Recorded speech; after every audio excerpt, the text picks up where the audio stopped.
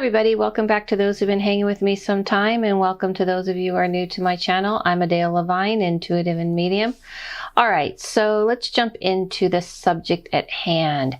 It's about the clairs, all the clairs. You know, it kind of literally popped into my head, like weirdly, this term, all the clairs. And when I was kind of, tuning into what subject should I do today, my cat decided to disrupt this video. That's what happened.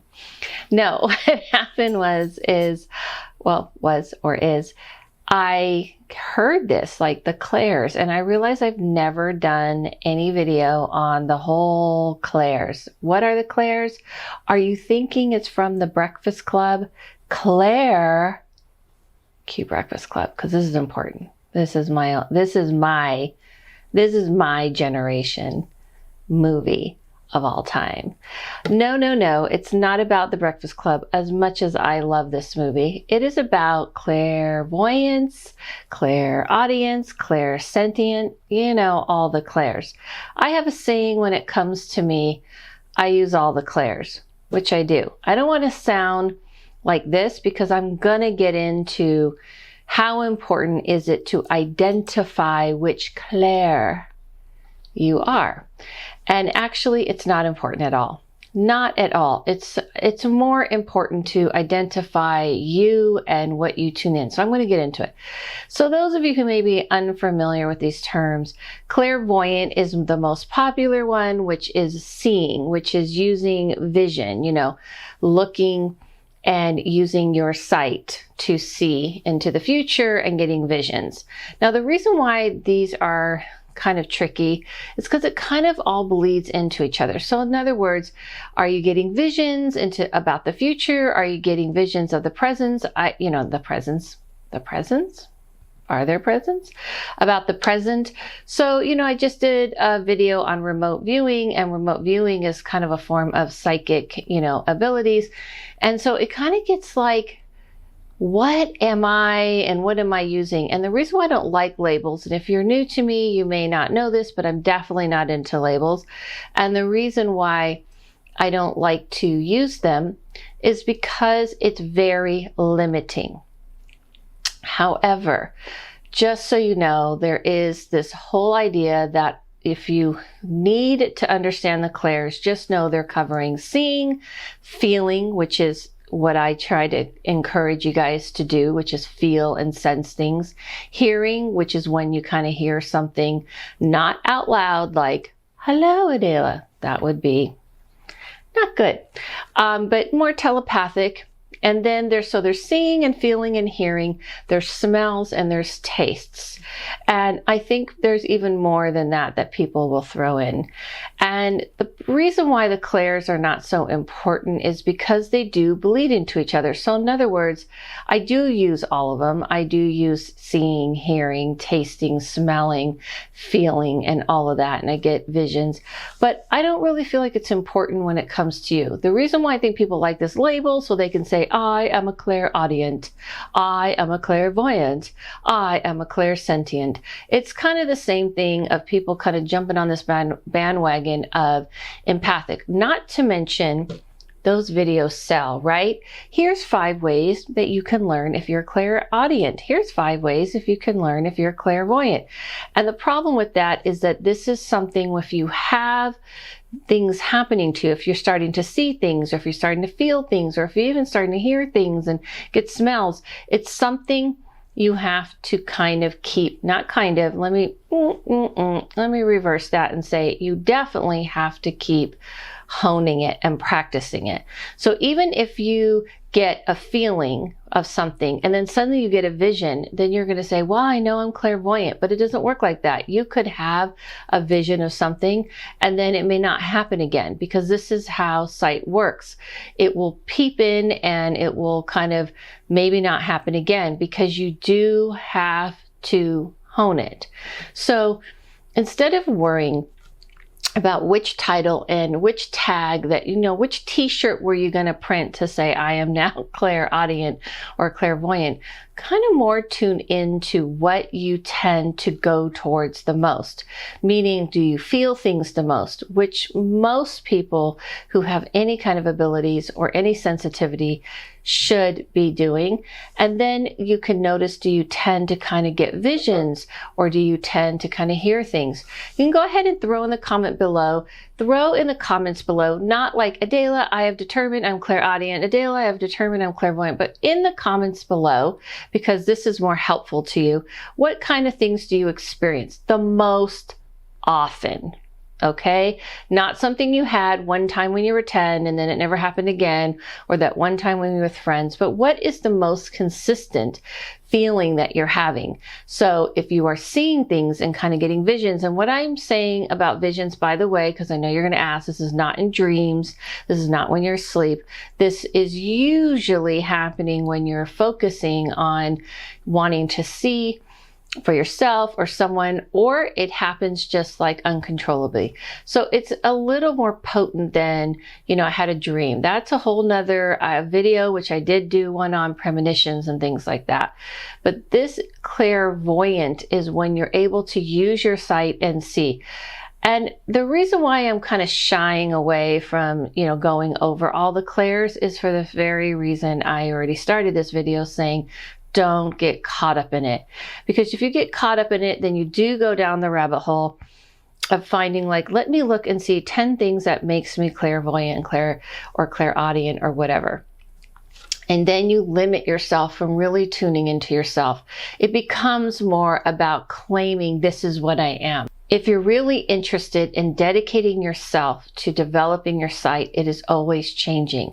However, what happens is that all of a sudden you go, oh my gosh, I just started to kind of get a consistent thing that's happening to me where I'm hearing things a little bit more telepathically.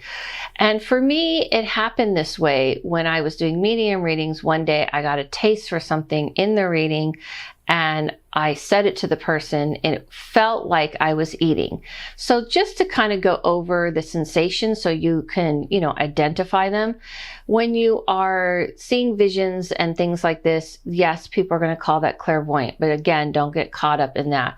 Visions is when you're seeing things awake and you're able to kind of jump through time and space and see the future, past, and present. Like I said, this isn't sometimes or once in a while. When you are if you're choosing to claim a title for yourself, then it has to be something that is going on and on and on and on and on.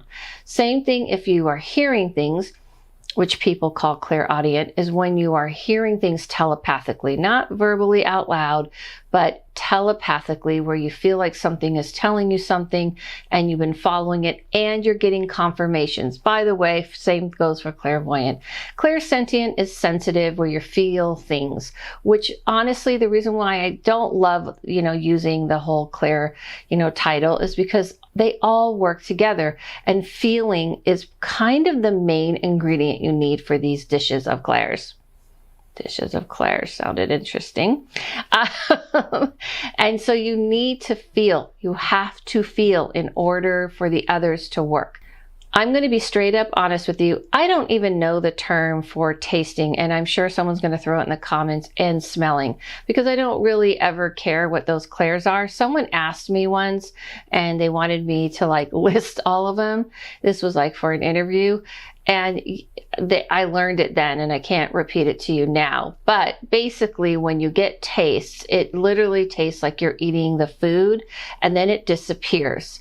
And not too many people use that, but smell is definitely the most common, because you may get a smell and then it disappears. Now, I'm not saying that sometimes you might smell like smoke, or you might smell perfume and you think this is someone who has passed on sending you a signal, and that is true.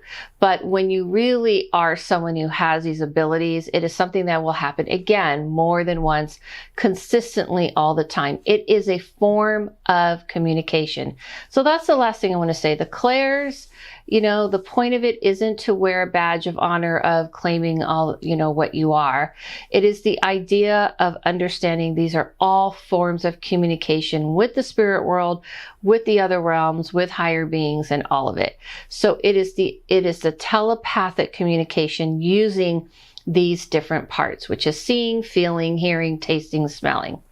And there you go. And I'm sure someone will throw something else in. So with that said, take this all with a grain of salt. What I mean by that, using the titles, I wanted to explain to you, there are terms for this, but I've noticed on TikTok and on here that people get very caught up, and it's a very easy sell to you guys to say, here's 5 ways you know if you're clairaudient or clairvoyant. It doesn't work like that. It just doesn't, because you can have an experience 1 time, 2 times. It doesn't mean this is what you are doing all the time. If you're experiencing something all the time. Now, I will say, if you did have that experience 1 or 2 times, then you might go, something is opening up in me.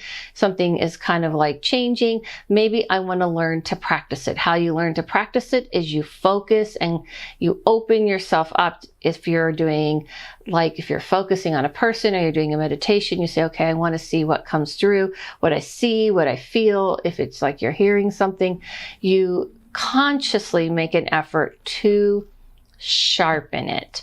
So I hope that helps, because I know people are going to tell you that this is how you know for sure. And I think people think this is one of those things that just like magically happens, and then you have it happen and there you go, you're done. It doesn't work like that.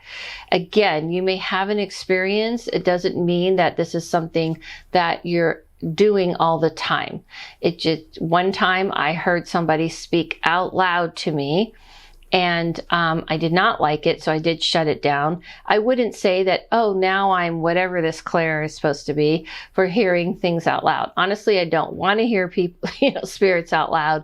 It would be very disrupting to life. And I honestly look at it as a spirit that was being disruptive, and I happen to know what the spirit or who the spirit was, and it was being disrupted on purpose. So just because it happened to me, I wouldn't run off and go, that's it, I hear things out loud all the time. So you get my point? So you first have to kind of acknowledge when these things happen and then be willing to hone it. Right, Sheba? She agrees. So that's my cat, one of my cats.